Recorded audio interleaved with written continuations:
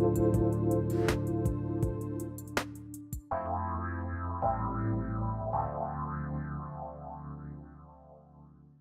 everybody, welcome. It's so great to have all of you tune us in and turn us on. And, one of the things I love is I love to really be able to go from one show where we're talking about, ancient hieroglyphics and information and just fascination about how so much knowledge has been preserved for us by civilizations that didn't even know, or maybe did know, that humanity would still exist, that they would get through the ice age. And so, yet here we are, and we talk about that.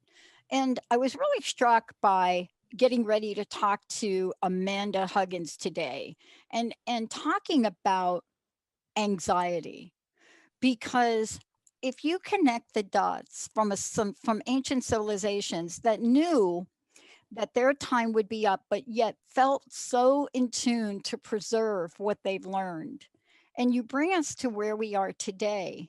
And text message I get on my phone, that keeps me informed of things that are going on in the world. And then you get a text message that says, we are now at the highest homeless rate that we have ever been at. And I can't remember, it was either 5.6 nationally. And then you look at different places, like, for example, Colorado.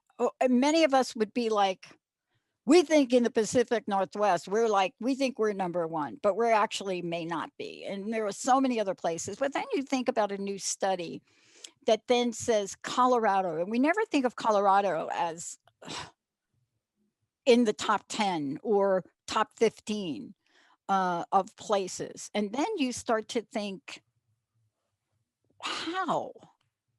What is underneath this? How do we wrap ourselves around providing solutions for people?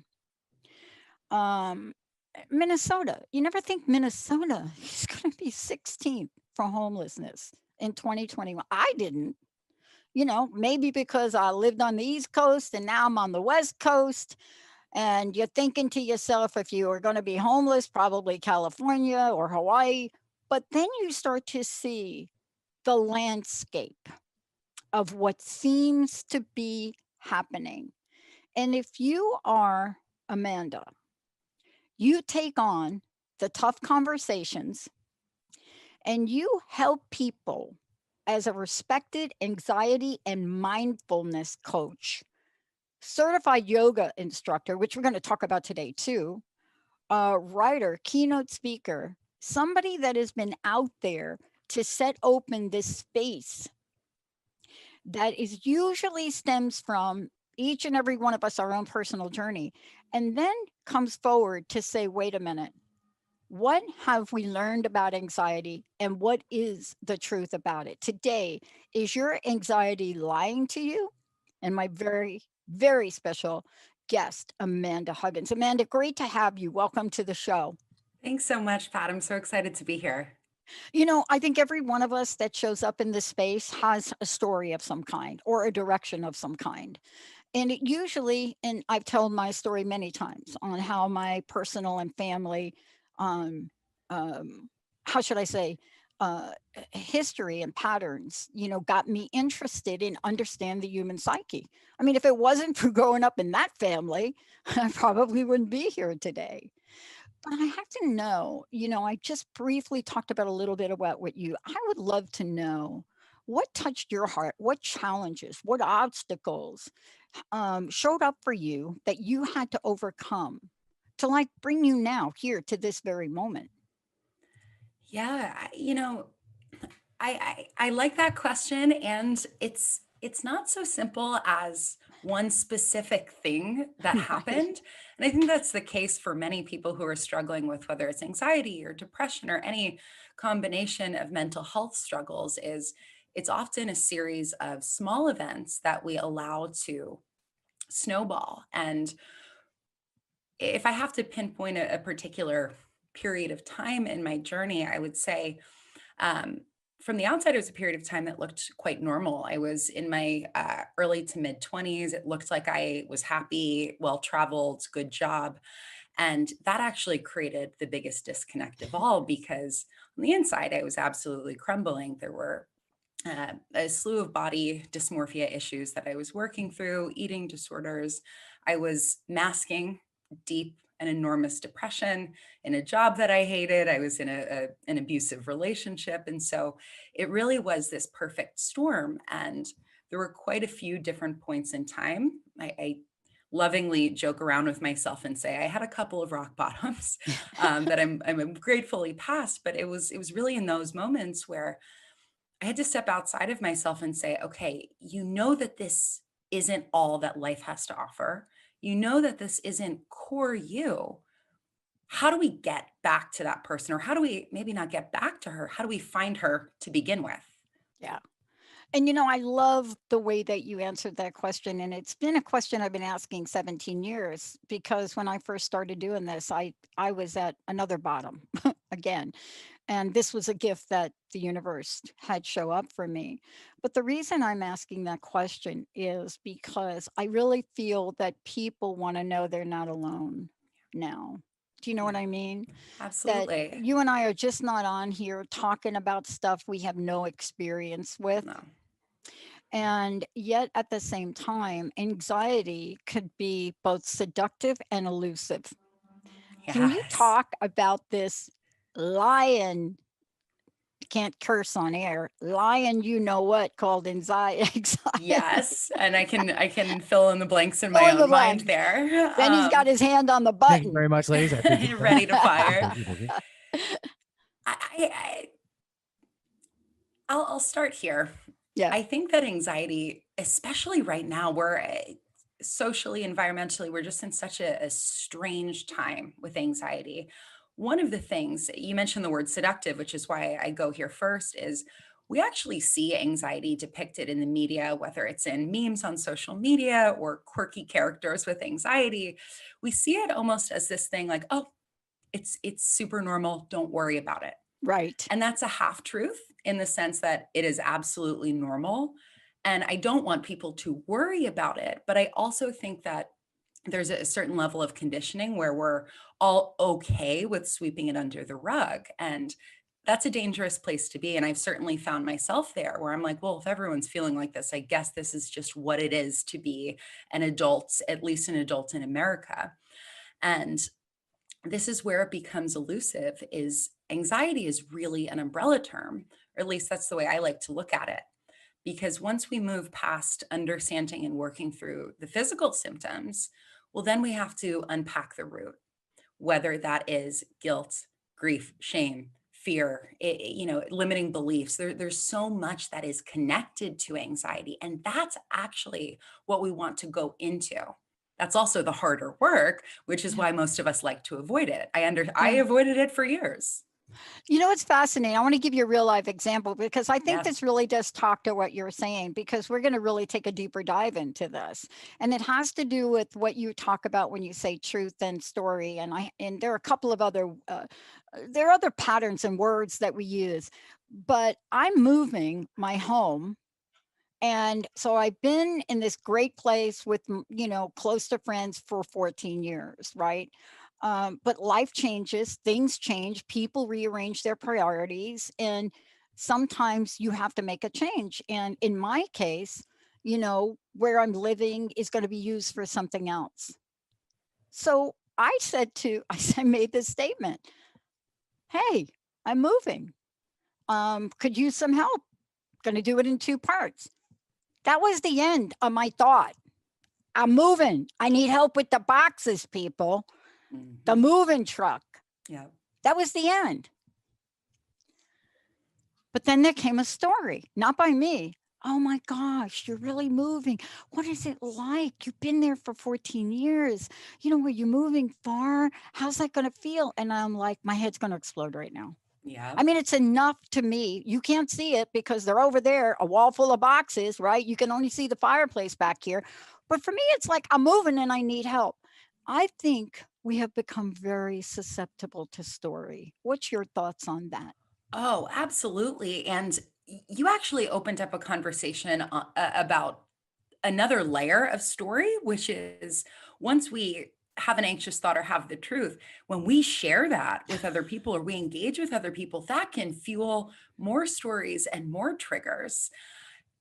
When we look at the individual experience, I always use this. I like to use myself as an example. It's never to like talk about myself so much as it's to just demonstrate really clearly. And I worked in technology for a really long time, and I worked at a startup. We were not a super successful startup, and my boss walked in one morning, dear friend, and he did not say hi to me. So in that moment, the truth was simply he didn't say hi to me. The story I immediately jumped to was I'm getting fired. And what's interesting about that is if I chose to, and I did in that moment, there were a ton of environmental cues that could validate that story. We were not doing well. I knew that there were cuts on the team. So, story can also become very elusive because if you want to find validation for it, you will. And I also think it's really interesting. I don't know how intentional this was on your part, but even when you opened up today's episode with a reference to a previous conversation about like hieroglyphs and just ancient behaviors, anxiety, and really this idea of story, of looking for the negative, that is actually an ancient behavior. That was self preservation for us at one point. Totally. Now it's all psychosocial and we're quote unquote dropping into self preservation, but really we're just looking for problems for ourselves. We're going to talk about this when we come back because I was talking with Dr. Robert Schoch. I mean, the world's most leading on sun and the sun itself, and we were talking about exactly this, but not the way you framed it. That was brilliant the way you framed it. I wish I would have talked to you first, then I would talk to him. But there had to be a level of anxiety in ancient civilizations, and let me call it is there such a thing as healthy anxiety? I don't know. I want you to talk about Absolutely. this. But there had Absolutely. to be a sense of that because they knew the ice age was coming. So here's what they did to Beckley Tepe. What they did is they built they built the container, they built it underground, they built the circles, then they built a layer on it, then they built another layer, then they covered it up to Yep. preserve it for a civilization that they weren't sure was going to exist. Brilliant. That's kind of like a healthy thing, I think, Absolutely. So right? the root of one of the roots, and it depends if we want to look at this more energetically, spiritually, or physically, but if we look physically for a second, anxiety, the human experience of it is rooted in our fight or flight response. Fight or flight is a key component of self-preservation. It's instinctual. So that civilization that you're talking about, to a certain degree, that was an instinct. And you think about like any core species, all of our instincts are preserve our species, self-preservation, safety. Um, I do think that's a healthy level of anxiety. And in modern day, we can have healthy expressions of anxiety. That is when our anxiety is telling us something that we need to look at and grow from. The shift Yeah. is we don't need the intensity and the duration to be as extreme as so many of us allow it to be. Yeah. And by the way, what happens with the headline that I just gave about homelessness? You and I are going to talk about that when we come back. What happens when I get 10 text messages about something that is important to me because I was homeless at 17? So it's important to me. It's in my Mhm. DNA to really do something about that. Although I don't always know every day what to do. But why is it important to talk about it? And is there a place you go with a story that takes you to the dark side? Even the sun has a dark side. When we come back, I'm not going to answer that question. I'm going to turn that right over to my very special guest, Amanda Huggins. Everybody, when we come back, talking about anxiety, talking about patterns, and talking about what you can do. Does the truth set us free? And we are taking your calls 1-800-930-2819. We'll be right back, Benny.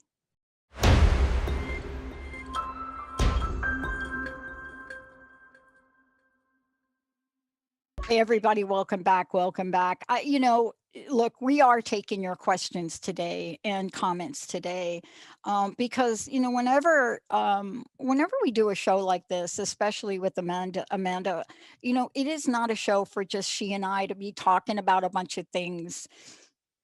If there's something heavy on your mind, if there's something that maybe you want to weigh in on, whatever that is, and you've known this for 17 years, my phone line is always open on the show. And if you don't want to come on air, give Benny your question or Jacob on Facebook, 1-800-930-2819. Amanda, before we roll again, I want to make sure people, one, know how to find out more about you, two, how they could work with you because you're an anxiety mindfulness coach and much more. So give people that information. I want to make sure we mention that a bunch of times. Thank you. Yeah, my website is pretty easy to remember. It's amandahugginscoaching.com. So first name, last name, and what I do.com.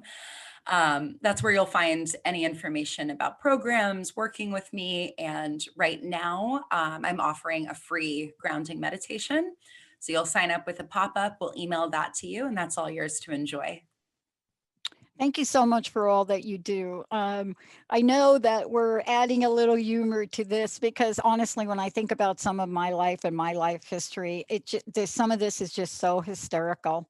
You have Um, to laugh. yeah, it's hysterical and it's comedic. I mean, I think about the many times I came close to not being on this earth. I mean, I do. And it wasn't until maybe 10 years ago did the light bulb go on where the dots got connected for me, where I thought, we've got to help other people. Maybe not everybody's homeless, but maybe you have addiction in your family. Maybe there's a conversation I can have with you. Maybe you want to be a successful business person, have a great corporate career. Maybe we can help you with that. That's what you're doing here. Yeah. My sense of you is you're here to not have people go through 30 years like I went through for the light bulb to go on. What do you think the greatest challenges are from so far for you and what you've discovered with anxiety? What are the greatest challenges and what are the greatest observations that you've made?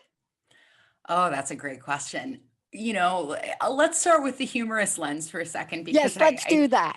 I joke with myself and my clients is anytime something tough or difficult happens, even now, I'm like, I got to have the lesson first before I teach people how to work through it, which is a blessing and a curse. And sometimes I look up at the universe and I'm like, can I not be the punching bag for a Right. day?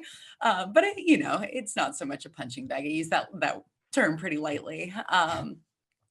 In terms of greatest observations, it's not that I think there can be a lot of cynicism in the world and it's very easy to look out with a lens of judgment and say, oh, that person's not helping themselves or that person's rolling in their victim mindset, or we can place judgment and blame however we want.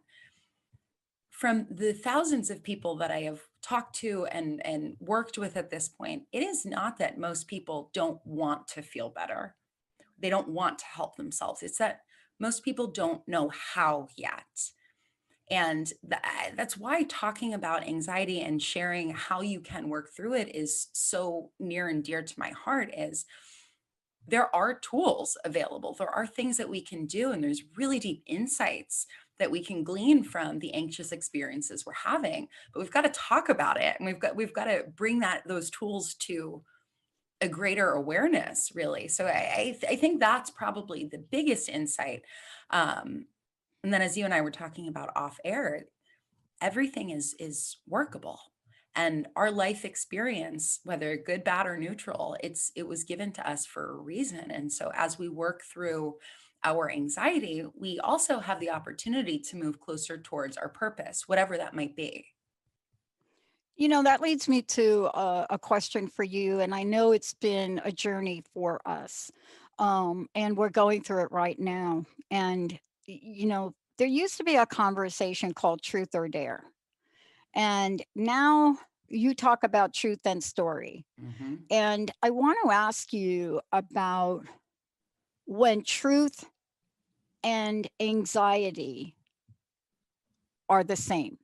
Meaning, is there a point where when anxiety shows that up, it's also truth? Does that make sense, that question? That makes perfect Okay. sense. And we're in a time right now where that question comes up quite often. When we look around right now, we're still in the middle of a pandemic. So there's a lot of health related anxiety or just general fear about the state of the world. And you can look out and say, yes, we're in interesting, or as much as I hate this term at this point, unprecedented times, insert the biggest eye roll in the world. There is truth to that. So then it becomes a question of inner control, and then if there's action that we can take. So when you cannot control external environments that are eliciting anxiety, you've got to look inward and say, okay, how much of my emotional, spiritual, physical state can I control, support, and really nurture and love? And then if there is action that I can take that will help me, and you had mentioned homelessness, and we were also talking about this off air. I think that's an Yeah. excellent example of Yeah. this. Will you independently solve homelessness across the entire country? I wish, right? But this has got to be a No, team effort here. no, I don't But think so. we can look at those anxious calls, and there's at least two clear opportunities there. One is when we have this direct connection to something causing us anxiety, we can look in and ask that question, do I as a spirit require deeper healing here? And then if this is something that is community based, is there anything that I have to offer? And it doesn't have to be financial support. It can be, can I show up to a neighborhood cleanup? I'm using that as an example, but is there something tactical that I can do? When we drop ourselves into service, we're raising our frequency, we are raising our vibration, and we are in support of other people. That is not going to be a cure for the big anxiety Yeah. things, but Yeah. it brings us into a state where we can enact change. And that's what's important. Yeah. I want to give you a real live example because Ooh, I've got you here. yes, And please. it seems like the most benign example to give. I'm in media. Benny, we are on an AM FM station here. Plus, you're on the Transformation Network, is the network that I founded 11 years ago. You're also on the Dr. Pat show. We're on like 100 different places. I don't even know where. And I've been doing this, my show, for 17 years. I've never really, except for the cussing part, which Benny reminds me of, like, because we Mhm. are on an FCC deal here. I've never really had to worry about stuff I said. I mean, I've talked about the many faces of Lyme disease. I was a Yeah. Lyme disease advocate way before people were talking about it. I talked about the fact that it's called the great imposter. If I were to do that show today, given the new guidelines now on social media and on video producing, live streaming video channels, they would send me a warning Mhm. about medical misinformation. Yeah. And I have never felt anxious about my voice.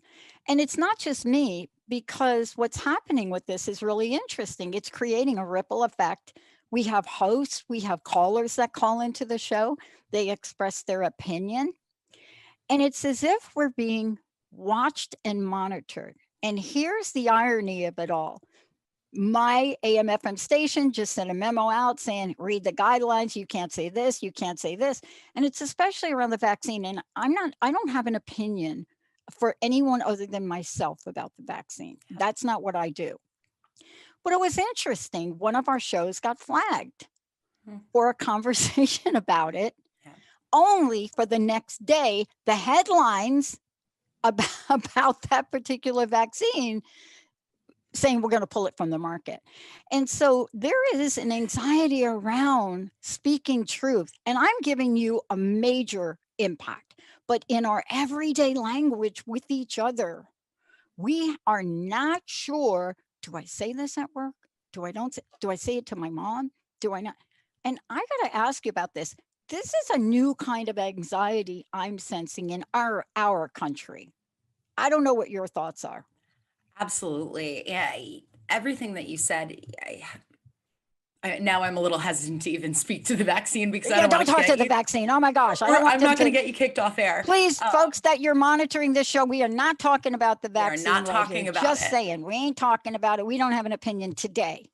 Correct. Yeah, I echo that in understanding. I can certainly speak to the internet and social media, and seems like every day there is someone new getting, the term is canceled, which just means Cancel. called. Yeah, don't love it. Um, so some people rightfully so, but then others, they make a comment or share an opinion, and all of a sudden they are perhaps not banned from the internet, but reputations pulled down, and getting messaged really horrible things. And there is a rising censorship that's happening. And I like anything, there is a light and dark and a good and bad. I think there are Absolutely. degrees of monitoring and gut checking with people to say, hey, is what you're sharing in the best and highest good? Um, but what's happening is, the pendulum has swung so far in one direction that for those of us, perhaps you and I, who what we talk about is quite normal to us, but it might be considered fringe for people.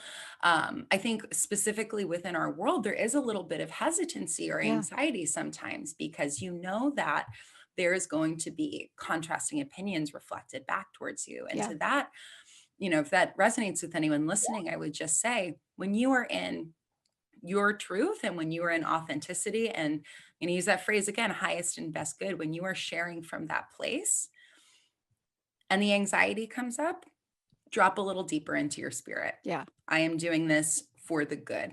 Yeah. And if you can't drop into that alignment, maybe then you gut check yourself to say, okay, do I believe in what I'm sharing? Yeah. But that's the kind of anxiety I think it can mirror an opportunity for us to really come to a deeper resolve with what we believe. And the reason I brought it up is because it leads me to the next point I want to talk to you about. And there is a connect the dots moment here. Um, I happen to find it in almost every. I'm afraid to even mention the V word. That used to be vagina, but it's different now. Benny, are you going to bleep me for that? Um, Why? It's a medical term. That's what we're Thank you, supposed to be Benny. True. using. Yes, You are that's a quite welcome. medical That's what term, I'm It here is. but it's I don't even want to mention it. And what I'm finding is it's not just on air. And again, you're right. I am soul searching, this kid, protester, Stonewall kid. I am just looking at me and saying, what's going on inside of there? And yet, what I'm picking up on for you to talk about is this strange bedfellow that hops into bed with anxiety, and it starts with an F. It's fear. And Mhm. when does anxiety, like we're talking about, what happens if my family asks me at Thanksgiving dinner if I've gotten the V? Mhm. Do I tell them the truth? Do I not tell them the truth? And what I'm trying to say is, what happens when fear and anxiety get together? What is the impact of that?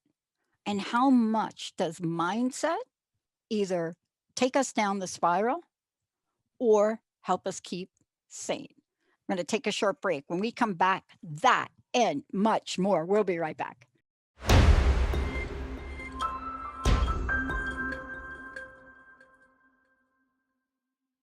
Hey, everybody, welcome back. It's so great to have all of you tune us in and turn us on. We are talking today about, and is your anxiety lying to you? And we have a couple of things we've already talked about where we pointed out maybe not. My very special guest, Amanda Huggins, joining me here today. Amanda, one more time, how do people find out about you? How do they connect with you? How do they work with you?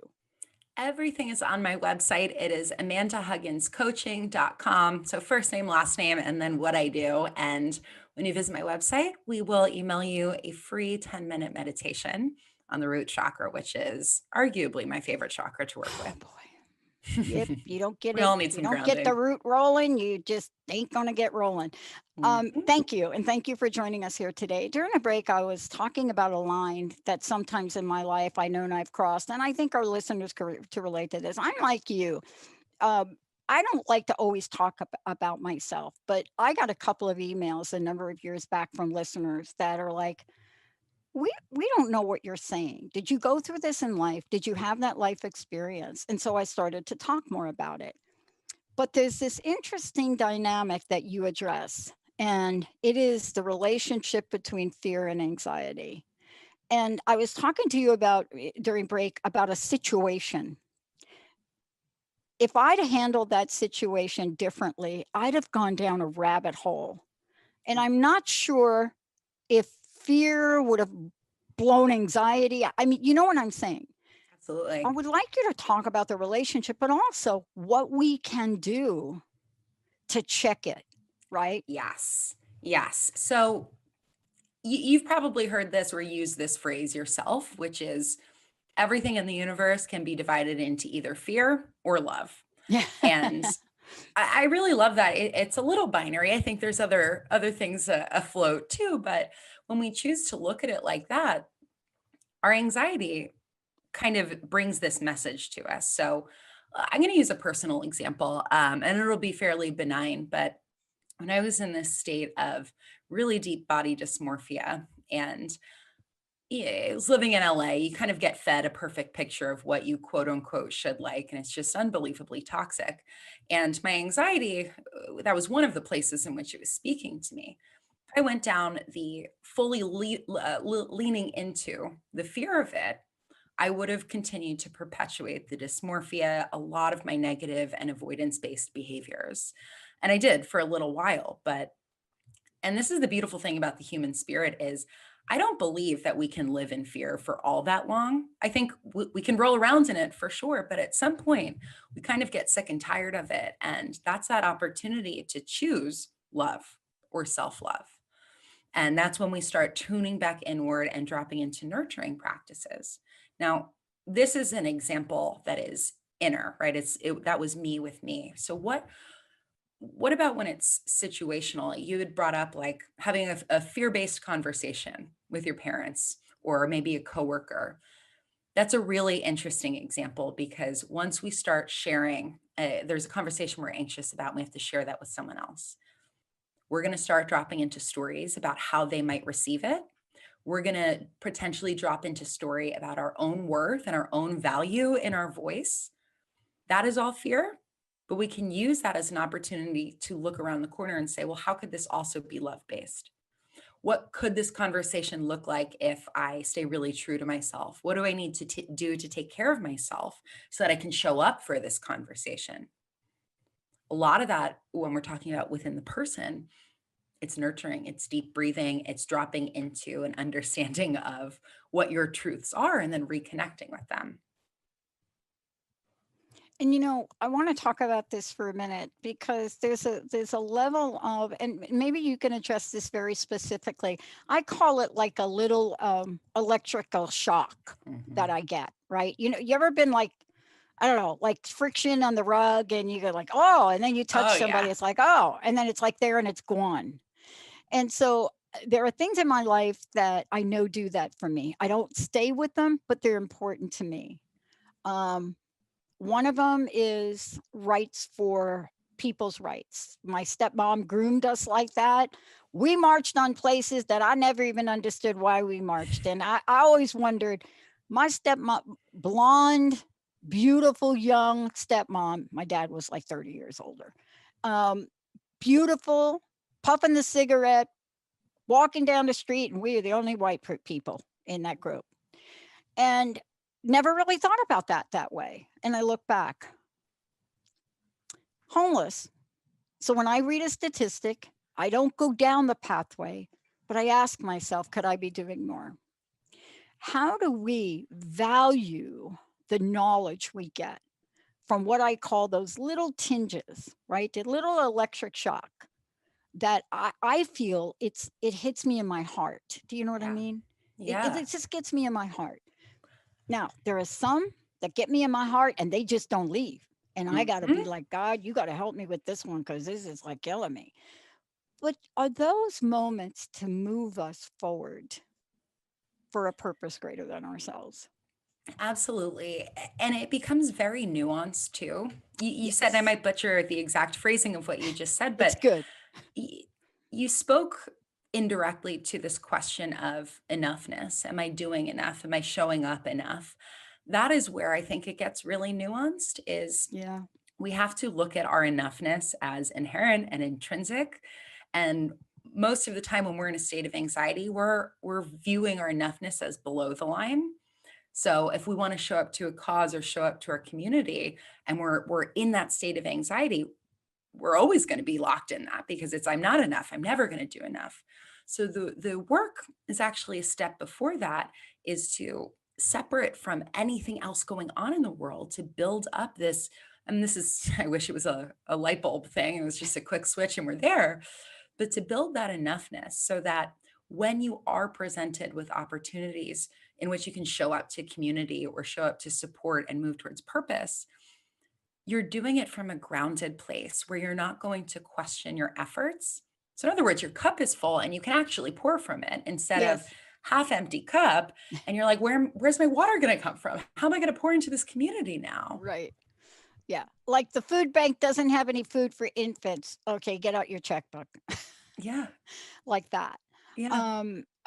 And this is really, I want to ask you about this in the time we have left. W- We're talking about this because it represents a large community of people right now that are maybe not completely here, but over. And how do we know it? We know it. Let's go to statistics. We know it by the alcohol online purchase rate. We know it by the uh, percentage of online snacks that are now being bought. I mean, there are just so many Yeah. indicators that we have a sense of it. Online And so shopping. online shopping. So we have a sense of this, right? Online gambling. I mean, we could go on about it. So we have a sense of it. The question now is that you and I are having this conversation because we want to help people with this, Yeah. not because we just want to talk about it. What have you found some of the solutions in the work that you do? Some of the things you've been able to help people with by doing different things or by learning different things. What have you learned?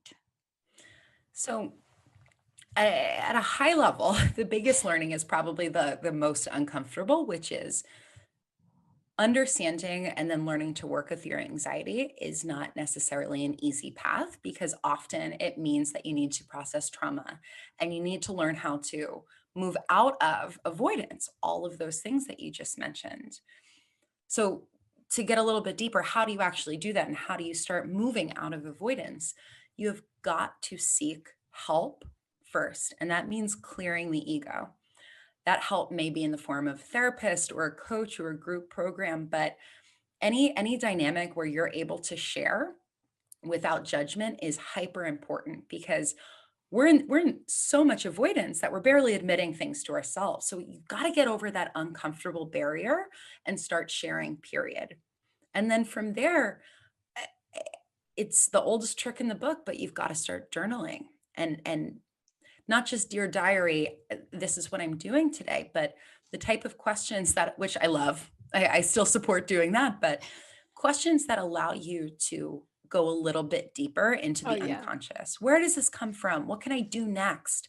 If there were no limits on who I can be, what would that person look like? Like have fun with it, but also don't lose the depth. Yeah. Yeah. It really does enable us to really have that conversation with ourselves. Yeah. And boy, the relief in that, and especially I mean, I work with a number of coaches because I have to have a sounding board. Yeah. I have to be able to say, from a business perspective, this is what I think. And then I hop over to spiritual perspective and I say, what do you think? And they say, give that to God. And Yeah. okay, really? And yeah, really. And this is part of what you do is help people understand that we are so much more. Matt James, a friend of mine, said to me many years ago, Pat, whatever you think you are, you're more than that.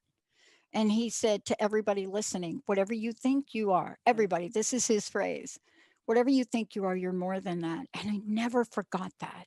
He didn't say you're X amount more, or you know what I mean? Yeah.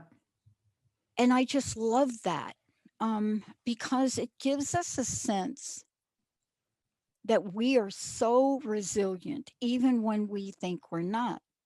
But we do need to learn some new tools, don't we? We absolutely do. Neural reprogramming is really one of and I'm a big fan of spiritual and scientific and the Me blend too. between them. Yeah, me And too. this is where neural reprogramming is like Yep. the sweet spot, because you have the data to show you can absolutely rewire your brain, and it lends itself to, well, you've also got to connect with your higher self. You've also got to see your enoughness and start to give yourself permission to envision who you want to become. And that, even if we took anxiety as a title out of this conversation, that is the gist of quote unquote anxiety management. It is retraining your brain into not fake believing or fake understanding, into knowing your enoughness and then creating life from that point. That's where you can show up to other people. That's where you show up to yourself the best, but you've got to believe it first. Yeah. You know, this is an important body of work. I mean, and I want to just honor you on that pathway, because many of us, when we wake up every day, we don't stop and say, oh, how did I get here? How did I sign up for this? I know from my life experiences that my meditation, I say, God, what is mine to do today? And then I do it. Sometimes it's pack a box Mm-hmm. because I'm moving. Sometimes it's have a great conversation with Amanda Huggins. Go ahead and do that. Sometimes it's make sure you lean into what your listeners really need help with, if you could know that. Yeah, Um, but in any case, we are divinely guided. How do we always. best hone in that now? Because I think that is the most powerful tool we have. It absolutely is. I start my day with three questions, and this is not like a, you don't need your journal. You just need your eyes open or closed. It doesn't matter. Right. How do I feel in this moment? What does my mind think I need to do? And then what is my spirit asking of me today? And it's important to look at what the mind, often the ego, is saying, I have to do my to do list and I have to do this and that. And to open up the dialogue first within your spirit. And then that conversation opens it up to that larger question: how can I be guided today? And there's also just got to be, especially I know for myself, I was like, younger in my journey, oh, that stuff's not real. No, it is. And I think for anyone, regardless of where you may be at in your journey, there's nothing wrong with self-reflection, to look back at the incredible things that have happened and use them as confirmation or reminders that you've been guided, even in those really difficult moments, that you were still being looked after. And so if that's been true up until now, why wouldn't it be true today forward? And that's what you lean into is, well, it's always been here. It's going to be here tomorrow. And then you nurture it. And you get the message whatever way you get it. You get the Yes. pathway whatever way you get it. What you just shared is going to touch somebody. I got an email from a listener. Oh, it had to be a bunch of years ago when I shared the story of I was interviewed and asked what was a pivotal moment in my life. When did a Mm. light bulb go on? And there have been many. And I think I probably wouldn't answer the question the same way. But at that time, I said, you know when it was? It's when I had a 69 Firebird, brand new, 1 month old. And I was angry driving down Route 22. I had somebody in the car who I was angry at. And Mhm. for whatever reason, a car cut me off and I hit a telephone pole. And the car door on my side bent out. And the Oh, cop said to me, if that door would have been hit 1/2 inch the other direction, everybody would be dead. And, that something about that and my relationship with anger changed from that point on. Now, I yeah. got to tell you, it wasn't overnight. I had a whole lot, but we have to look for these moments where we believe in ourselves and we recognize that there isn't any emotion that is out there that would cause us to hit a telephone pole that would be worth it. Mm-hmm. That's the thing. And I spent a lot of years trying to find one. Yep. Yep. I want to thank you for today. First, tell folks again how they can work with you. Tell them a bit about some of the videos that you offer as well. Those are kind of cool. And also, what's the best way for people to contact you? Yeah. So the best way to find me is on my website. It's amandahugginscoaching.com. You'll get information about direct one-on-one coaching, a couple of group programs. And then when you sign up for my email list, you'll get a free root chakra meditation. It's only about 10 minutes. So I'm partial, but I'm a big fan of it. It's a nice way to wake up. It is a nice way to wake up because, Or go why to not bed. wake up with Amanda? One last question for you. Of course. I want to know what your personal message is. We've talked about a lot of things today, a lot of wonderful messages and what you brought forward. A new way for us to really build a relationship with both our anxiety, and our fear, and also with ourselves. And I'd love to know what your personal message is, what you'd like to leave us with today. You can change the way that your life looks by changing the way that your mind works. And that requires curiosity, grace, compassion, and deep listening. But regardless of what emotional state you find yourself in, whether it is anxiety or, like you just mentioned, this holy anger is what I like to look at anger as, there's messages. And as dark or as dire as it might feel in that moment, it is a message for your growth and it's a message of love. So do not lean into the fear, lean back into yourself. Awesome. Please give out your website one more time. AmandaHugginsCoaching.com. Thank you so much for everything that you're doing. Thank you for not only, you bringing forward your personal messages and sharing the depth of what your experience is, but also for being there for people in a time that people don't even know that they need help. Mm-hmm. They have a sense of it, Amanda, but this is where you're bringing your message out to them. And I so appreciate you. Thank you so much for all that you do. Thank you so much, Dr. Pat. It was a pleasure. Amanda Huggins, everybody, lots of information on our website, lots of information for us to learn from, but also for things for us to do. We're living in a world where energy is passing through us day and night. And what if you could learn a few things that Amanda just shared today in the show? What if there was a nugget that you heard today that would just help you hit the pause button? Just do that. Thank you all. Thank you, Amanda. Thank you all for tuning us in and turning us on. Kudos to Benny. I don't know how many times you may have had to hit that button today, but I think we're pretty good. Thank you for Jacob for all that you're doing. And remember, everyone, that we can get deeply into the truth and change our lives. We'll see you next time.